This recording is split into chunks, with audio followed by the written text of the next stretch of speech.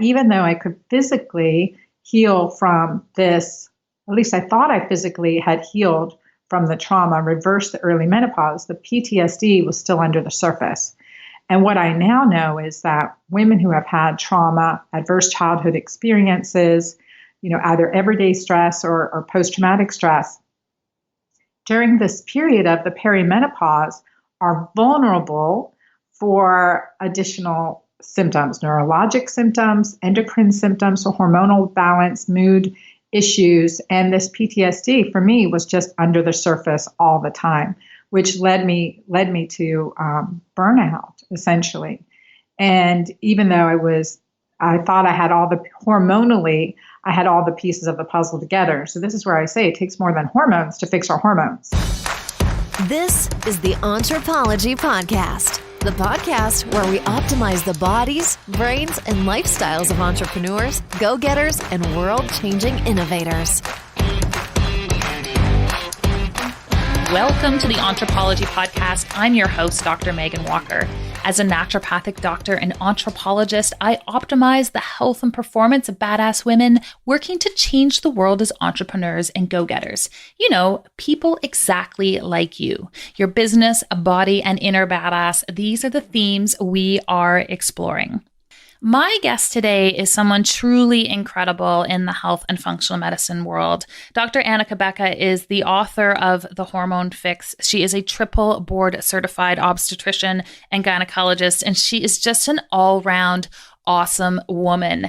On the podcast today, she's going to share with us her own personal journey and story that really shifted for her the mindset and acknowledgement that lifestyle has to play, not only in terms of our health, but actually healing our bodies at a very deep level. We're going to get into the nuances of how we actually enable women to breeze through perimenopause, menopause, so that we can truly harness this incredibly powerful phase of life. Preparing for these hormonal transitions and managing hormonal transitions, even for those of us who are not in that phase of life yet, it's really important that we understand some of the foundational pieces that really enable our body to balance hormones on their own. We unpack those pieces. I know you are going to love her. It is truly my honor to introduce you to my friend, Dr. Anna Cabeca.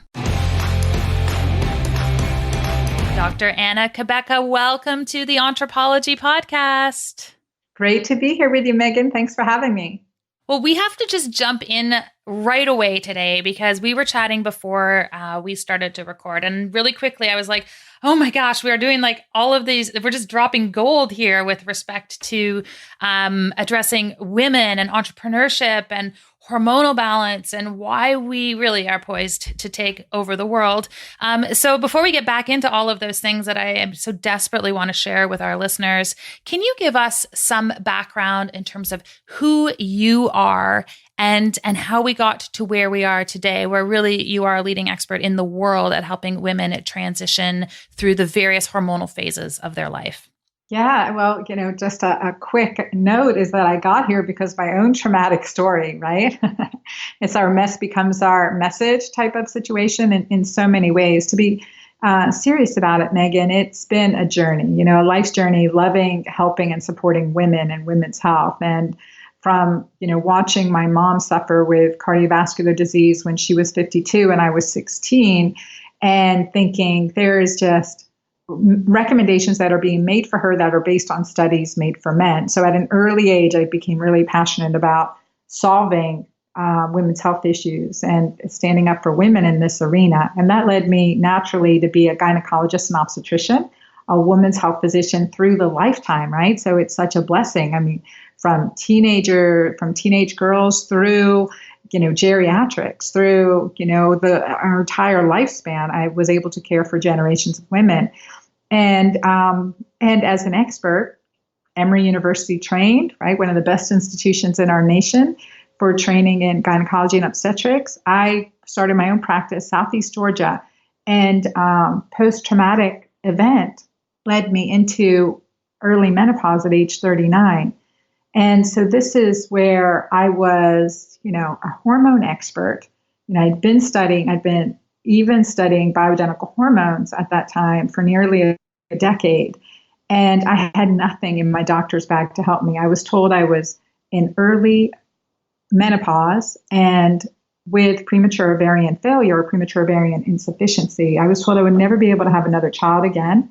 And this was devastation upon devastation because part of our story is that we lost our son in a traumatic accident and in 2006, and he was only 18 months old, and I was still breastfeeding him. And that threw us and certainly my body, mind, soul, and spirit into trauma, grief, and as you can imagine. And so that also, one thing that just struck me was that the amazing, as I can go back and intellectualize now, but the amazing physical changes that were occurring too, from breastfeeding one moment to never having another drop of breast milk. And for any woman listening who's breastfed, you know that if you miss a feeding for 10 minutes, your breasts are engorged. And so those changes, just left me wondering and awed how physiology can change so quickly. But when you're given a diagnosis of menopause or ovarian failure, infertility, you don't think there's a way to solve it, right? This is your diagnosis. That's it. It's like a sentence, a death sentence for me at that time and for my family. So I went on a healing journey. I actually turned my medical practice over to a physician colleague, and we traveled around the world for a year, and just serendipitously, honestly, meeting healers from all different specialties, from Native American shaman to an Andean philosopher to some of the world's top scientists in New Zealand, Israel, and Europe. And so I met and I learned, and lo and behold, reversed my menopause, reversed my infertility, and at age 41 delivered a healthy baby girl. And so that, the child I was told I would never be able to have. So that just opened my mind and my medical practice to a world of opportunity. And where there weren't solutions for me, I created solutions for others. It started with my product, Mighty Maca Plus, which is a combination of superfoods, including maca, that I believe really helped me and now helps so many others, right? To balance adrenals, to help with the stress factor. But what I learned, Megan, is that even though I could physically heal from this, at least I thought I physically had healed from the trauma, reversed the early menopause, the PTSD was still under the surface. And what I now know is that women who have had trauma, adverse childhood experiences, either everyday stress or post-traumatic stress, during this period of the perimenopause are vulnerable for additional symptoms, neurologic symptoms, endocrine symptoms, so hormonal balance, mood issues. And this PTSD for me was just under the surface all the time, which led me to burnout, essentially. And even though I thought I had hormonally, I had all the pieces of the puzzle together. So this is where I say it takes more than hormones to fix our hormones, right? It absolutely takes more than hormones to fix our hormones. And we have our minor hormones, which sadly are our reproductive hormones. And then we have the major hormones, which are cortisol, insulin, and oxytocin. Through this time, I shared with you before we started, come 2014, 2015, I stopped my medical practice to devote time now as a single mom post-divorce to take care of my kids, was in near bankruptcy, making some pretty poor decision making.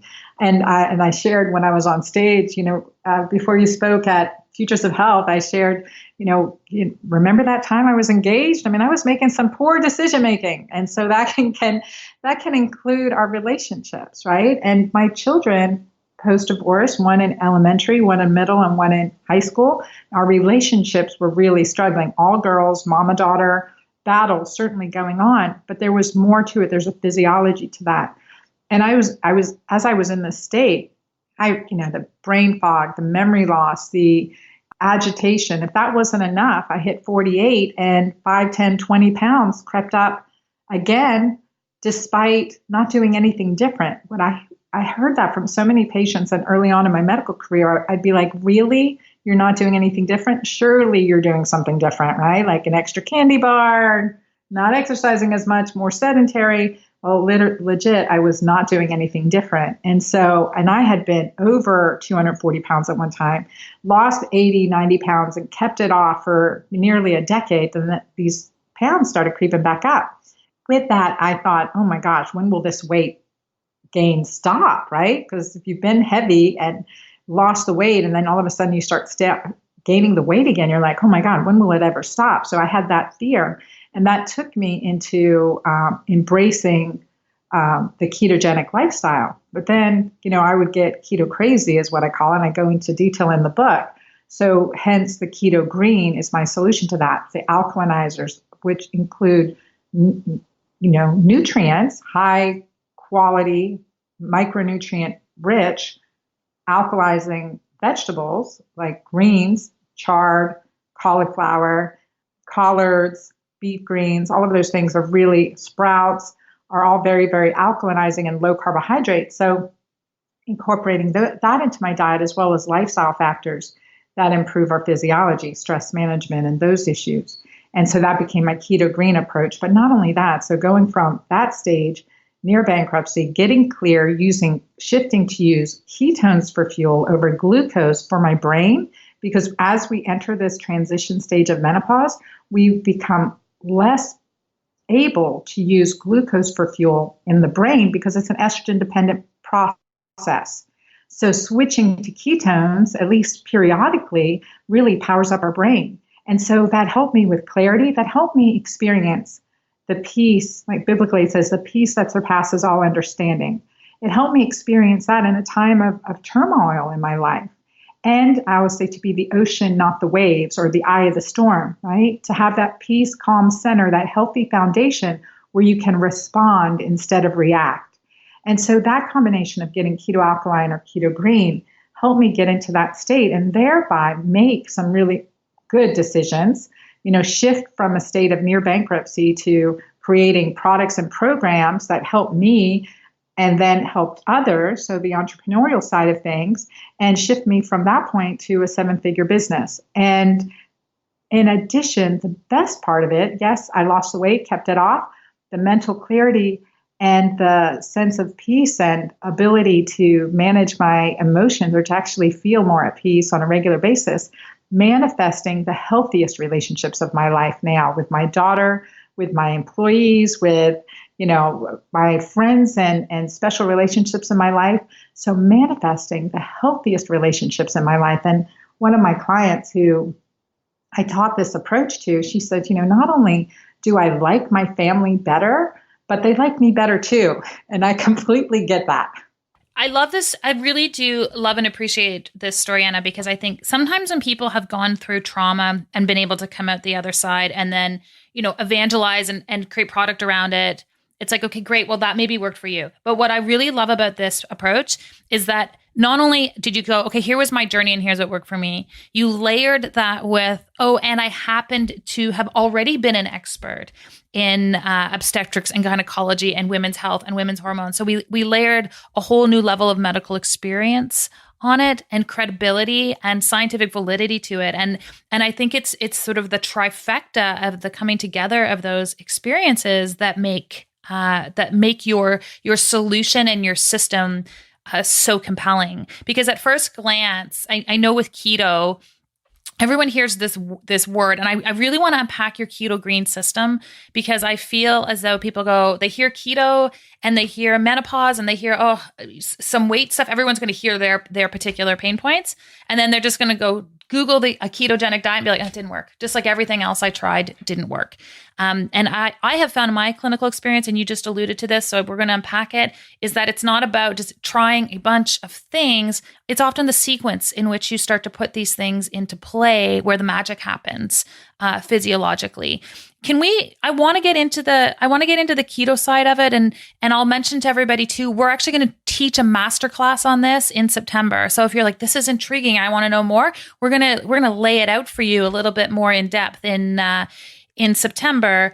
But can we back up and go, okay, foundationally, what are the key foundational pieces that women need to have in place, not just in menopause, but frankly, from a hormone balancing perspective as they are moving through life? And then let's layer some of the keto principles that you talked about on top of that.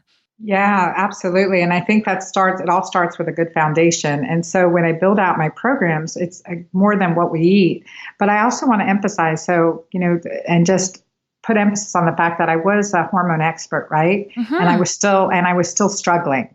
So, and if I was struggling, how many other people are struggling thinking, what's wrong with me? What's wrong with my body? And it's, there's a physiological component to it. And then when we gain control of that, it everything falls into place. It really, really does. And I emphasize that because, physiology drives our behavior. So when we're, especially in this transition, this empowering transition process of perimenopause and menopause, especially when we're in this transition, that we can powerfully use behaviors to control our physiology and empower physiology to improve our behaviors. So they're combined. Can I just ask one question before we jump into it? Because, and I mean this with total respect for what Western medicine has to offer, because they have good things to offer, but where are they missing the boat on this hormone piece? Because, I feel as though there has been no further sophistication in thinking other than, your premenopausal will just stick you on the pill and your postmenopausal will put you on hormone replacement therapy. And this whole endocrine thing, it's really not that complicated. So why are we still missing the boat in that in the traditional system? I really believe it's a function of industry, honestly, Megan, because it's the patentable approach to things is one drug, one action, right? And we can't patent natural compounds unless we're patenting delivery or composition or process and things like that, right? And I think that's a problem. I also believe that while the intention may be good for of course it's good for physicians going into medical practice, sacrificing their most, vital years of our life to this higher level of learning and to serve others. I mean, we want to help people, right? But the tools we're given often only serve as Band-Aids or reactionary. And the other part is it's a dual approach, right? Because as individuals, we need to be empowered to take care of our own health. We need to be empowered versus relying on the powerful system and the insurance system. This is what's recommended. I pay this insurance. This is what it provides. And I think it's a dual problem. It's a problem with the insurance companies. It's a problem with ideas that, someone else is responsible for your health. We ultimately are responsible for your health. And that's when I teach in my book, I talk about this in my book, The Hormone Fix, because we have to take that responsibility. And I say, don't give me the control over your health. Don't even give it to me. And I'm pretty awesome. No. You are. Don't even give it to me. You take the control of your own health because you have to discern what's working for you and what's not. And I believe this is it's a bigger problem, a bigger generational problem. For example, I'll give you this example. I had a client come in her early 40s, late 30s. I think she was 39 years old. And she goes, every one of my relatives in my family have a hysterectomy by age 40. It's just genetic. So that concept that it's genetic, oh my goodness, right? Like how did that get into her mind? It's not genetic. That's environmental for the most part, right? It is environmental, not genetic. I say, well, if we can improve your body, if your hormones, we can stabilize your hormones, decrease inflammation, improve blood sugar control. I mean, some basics, those I consider that foundational, then you won't need the hysterectomy. She goes, well, I just want the hysterectomy so that, my insurance will cover it. Right. And that's a problem because now we know, there's a whole communication system related to our uterus, our ovaries, our nervous system. It's beyond this uterus, which is the victim of many problems. It really is the victim of many problems. We are incentivized financially to stay sick on every level. Like as I'm listening to this, my skin is just crawling with angst, because for women to think, well, that's the solution that's covered. And I've had similar conversations. This is expensive, but our provincial health plan will cover whatever massive intervention I'm looking at. Like, it is a failure of the system that we don't make health easier for people. So if step one is take control of your health and take responsibility for your health, what are some of the other foundational pieces that you have found to be so critical? And I'm assuming these all work synergistically. It's not like you can pick and choose. You got to have these things in check. Yeah, absolutely. And one of the programs I teach online, my Magic Menopause program, I said, it's not just about what we eat. It's about 25% of what we eat, 75% of these greater things. So number 2 is to recognize that there's a lifestyle component. And in order to be well, we have to think well, move well, sleep well, right? Eat well, and relate well to be well. So there's a combination of things in addition to eat well. There's a multifactorial effect. And so for me in starting my clients, one of the things that I would have clients do is they come into the office with a myriad of symptoms, right? Anxiety, PMS, the symptom of hating your husband, but it's only 2 weeks out of the month. It's typically your hormones and not your husband, right? Not to mention the irregular cycles. So when a client would come to my office, the second step would be to detox them. I take an inventory questionnaire, just like the ones in my book, and start a 21-day detox. And now I call it my Keto-Green detox. So it would be eliminating the inflammatory foods, making foods, encouraging foods that are alkalinizing, low carbohydrate and alkalinizing, and really more about less of what we're doing and staying true to the whole foods. Basically, if you can pick it, peel it, fish it, hunt it, milk it, grow it, then for the most part you can eat it, staying with real food. And so I would have them do that when I draw the blood work. Send them home. Maybe I'm adding on some of my Mighty Maca Plus, additional detoxification support to help their body remove toxins during this time period. And when clients would come back, they would say, I'm already 90% better, 90% better. And then I would tweak with maybe some bioidentical progesterone, especially over age 40, as we enter this neuroendocrine vulnerability. And I want to fine tune, I want to tank up the progesterone because it's neuroprotective and it's a precursor to our sex hormones. So sometimes adding a little transdermal progesterone here can be beneficial if we need to. And so just with those 2 interventions, detoxification, getting rid of sugar, inflammatory foods, processed foods, artificial flavorings, sweeteners, preservatives, all of those things can make a big difference. And in my Keto-Green way, it's like I said, not just about what we eat, but when we eat is a part of that too. So the third step would be extending intermittent fasting from 13 to 16 hours between dinner and breakfast. So we want to give our body time to get nice low levels of glucose, really good fasting levels of glucose, and become more insulin sensitive and work to get our body into ketosis, to start using reserved fat for fuel versus in the keto lifestyle, it's often we're using the fat in our diet. We want to tap into our own fat reserves for the most part. Most of us have a few extra, to get rid of. I have some well stored. So tapping into our fat for fuel to use that for to get ketones, because glucose is a fuel source, but glucose is to gasoline as ketones are to jet fuel. And in this transition time period, getting that jet fuel on board, that makes life a lot better. This is the thing I love about this is I think there's a whole cohort of women that have dismissed the idea of intermittent fasting and keto because they've pre-qualified themselves for something else. They went, oh, that's for younger women. That is for athletes. That is for, I'm probably not the candidate for that.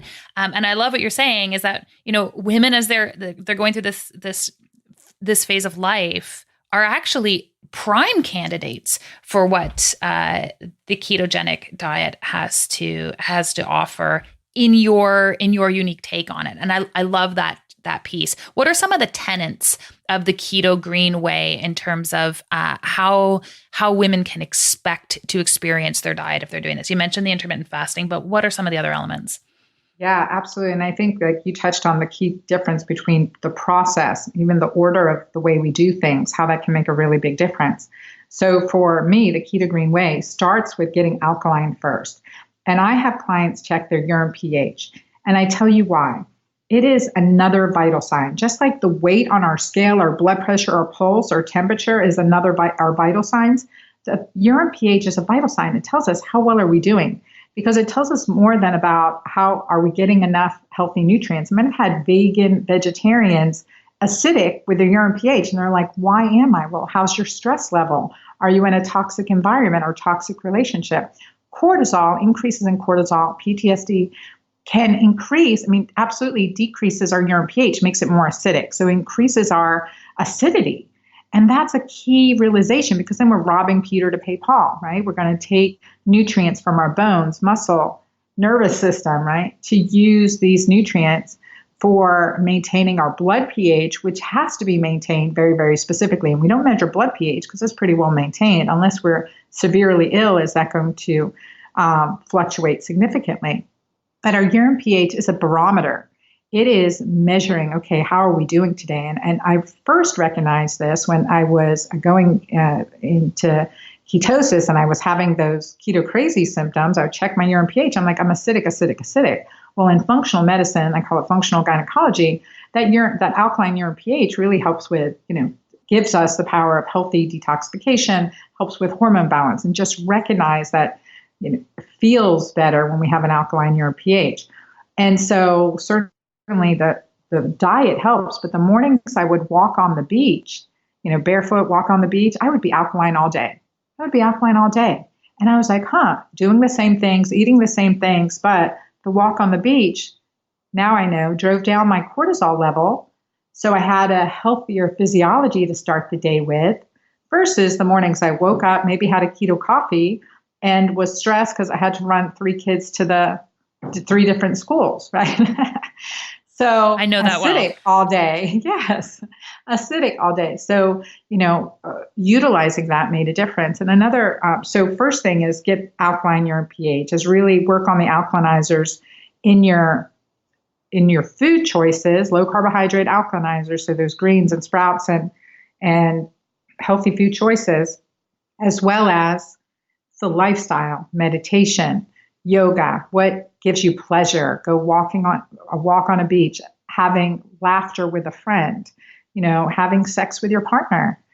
Those things are alkalinizing activities. Oxytocin is a powerful alkalinizer, so that hormone of love, bonding, and connection. So that would be the first thing, is get an alkaline pH. And then the second is work on intermittent fasting and dropping down those carbs to get keto. So healthy fats, we need fats for fuel, and fats to decrease our appetite and decrease our cravings. So avocado, olive oil, Mediterranean style food choices, if you think of it that way, avocado, salmon, healthy meat from grass-fed cows, and nuts and seeds, and really micronutrient dense nutrients. And once we add in these healthy fats and good quality protein, our body's not having those cravings. And if we keep carbohydrates nice and low, we're not going to have those hypoglycemic effects that people say, well, I can't get into ketosis because I get hypoglycemia. 100% have kicked that in 100% of my patients that had that complaint. So because our blood sugar is not dipping way back down after a carbohydrate meal, we're not going to get hypoglycemia. We create glycemic stability, which I've monitored with 24-hour blood sugar monitors. And so that's a huge thing. So start with getting an alkaline urine pH, adding in the alkalinizers, get alkaline first. Second, intermittent fasting, work on getting into ketosis through healthy choices. And that intermittent fasting and stopping snacking is critical for women. We are more designed in the menopause and postmenopause to live this Keto-Green way. We really are. The healthy centenarians, the healthy 80-year-olds, 90-year-olds that I know had limited their own eating styles to a very similar way. Small meal at dinner, hence the senior specials. Totally. Have you ever seen that? Yeah. Small early dinner, eat before 7 p.m. Just that intuitively created a healthier physiology, right? So these lifestyle characteristics that have been developed over time on an individual level or over centuries on a cultural level to increase the longevity of a society, a healthy longevity, right? Living in a nursing home the last 20 years of our life is not a healthy longevity. And that's all of this, mental and neurologic degeneration from, honestly, poor fuel choice, right? We're using glucose instead of ketones. We switch that and we optimize that. And then a key point that I want to mention is, and I alluded to it, like the alkalizing behaviors, is I start each morning with appreciation, prayer, and meditation. And that changes my outlook for the day. I have a better day when I do that consistently. And so do my patients. Creating a morning ritual sets us up for success. And I can't emphasize that enough. Yeah, I would agree with you so wholeheartedly. What is I love a lot of women who come in and they say, listen, like this diet sounds great, but I derive too much joy from food. And so then what we do is we turn it around and we do an inventory of where else they're deriving joy from in their life. And what we realize is the need for, in many cases, carbohydrates to be a consistent source of joy for people. It's usually a symptom of the fact that we need to reconnect you with other sources of joy and purpose and pleasure in your life. So I feel like food, there's so many things that we think we can't overcome, but if we view them as symptoms and a possibility of going more root cause, I think there's some real opportunities for people's health there. Because I can hear people driving, listening to us right now, and they're like, I know, but I just love my croissant so much. I couldn't possibly do this. What do you tell those women? Well, I'm totally with them 100%. I get it. I love food. We're a gluttonous family at heart, Yeah. It is a joy of mine, but the Keto-Green way allows for that.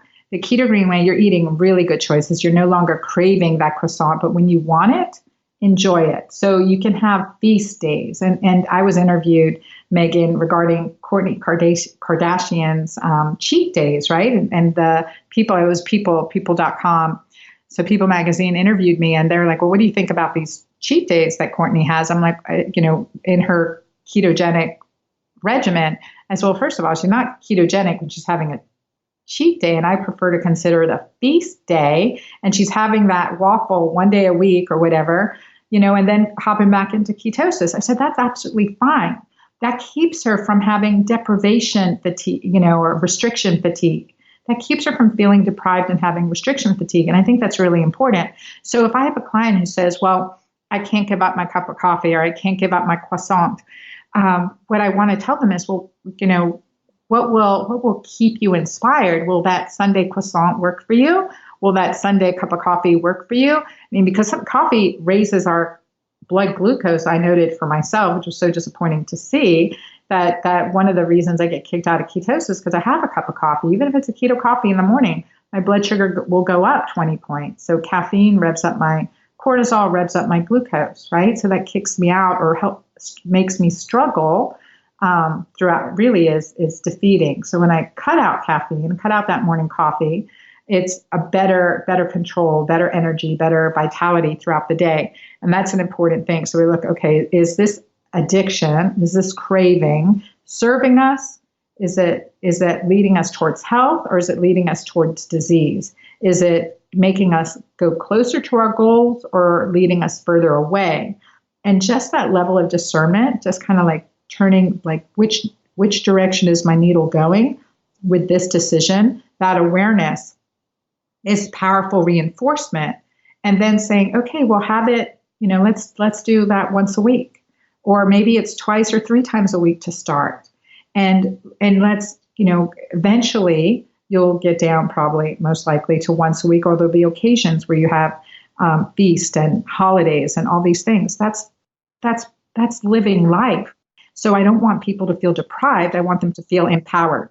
Great. I will fully admit I had an incredible feast evening on Wednesday with a bunch of girlfriends after clinic. And I didn't feel remotely guilty about it. I was like, and listen, had you seen this table, you would have been like, oh yeah, that is feast extraordinaire.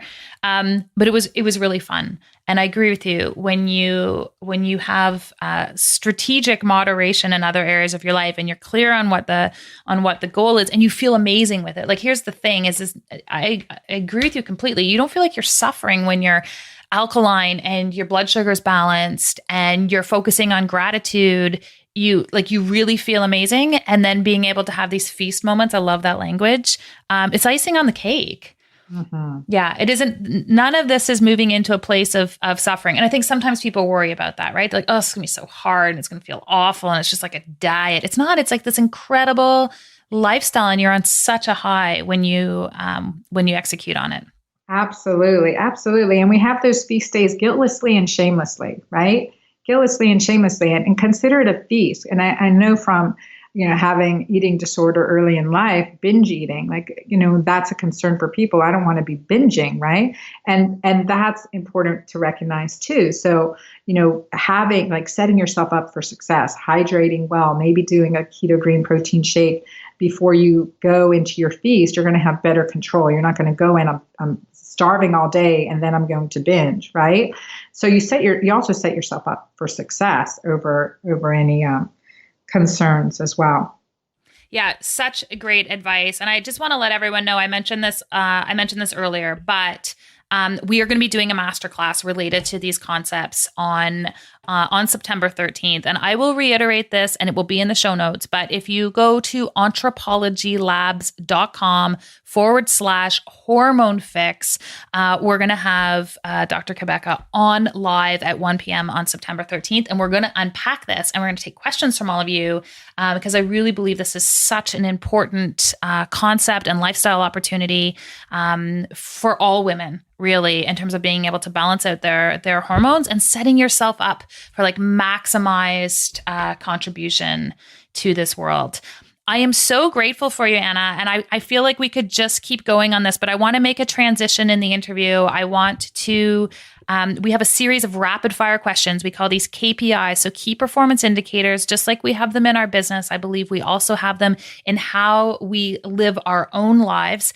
So indulge me. I've got a few things coming your way. All right. I'm game. Okay. First question. Who is inspiring you right now? Man, I would have to say JJ Virgin, our mutual friend, right? Because she stays true and authentic to her mission, her goal, and quality of life that serves her and serves community. She's the rising tide that floats all boats. And she is inspiring me. Absolutely. Yeah, I love that. She really, she walks the talk and she leads by example. Great choice. What are you reading right now?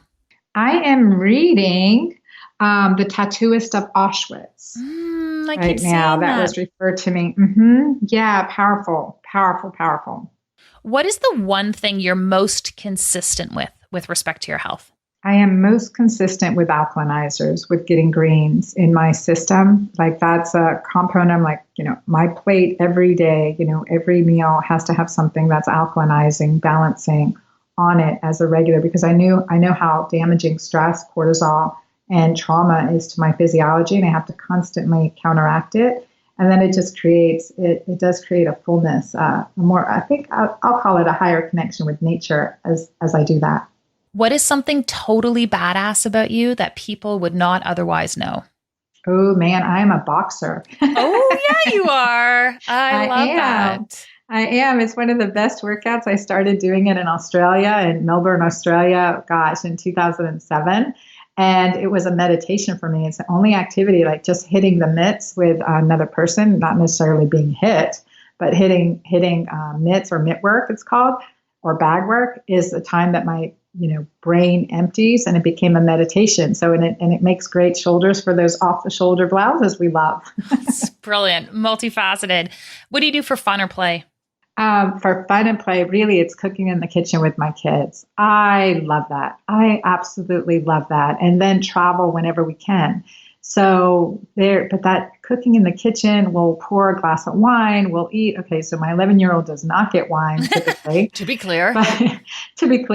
But my older girls do, and we'll talk, cook, chop, or and just laugh and enjoy that and make a beautiful, loving creation. So when we have the opportunity, we're all together to do that. that just lights me up. Sounds so lovely. And last question for you, entrepreneurism, are we born this way or do we learn to become entrepreneurs? We are born with a tremendous imagination. The ability to imagine is a natural for entrepreneurship. So I believe that each of us has it in us.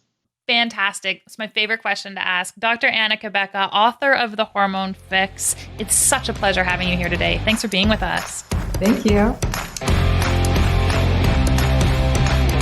I hope you guys enjoyed today's episode as much as I did. I love the work of Dr. Cabeca, and so we want to actually bring it to you in a more in-depth manner.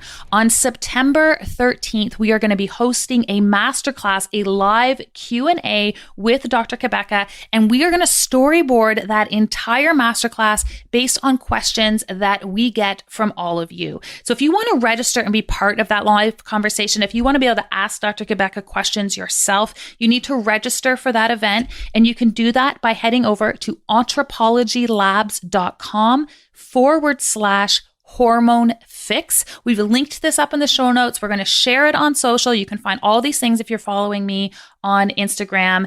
We have so much knowledge to drop on that masterclass. And if you can't make it in the middle of the day, but you want access to the replay, you still have to register. So you're going to head over to anthropologylabs.com/Hormone Fix. And if you love today's episode as much as I did, we would love to hear from you over in iTunes. Share a review, share a story about how the Anthropology podcast is changing your perspective on health, business, and mindset. And we will see you here again next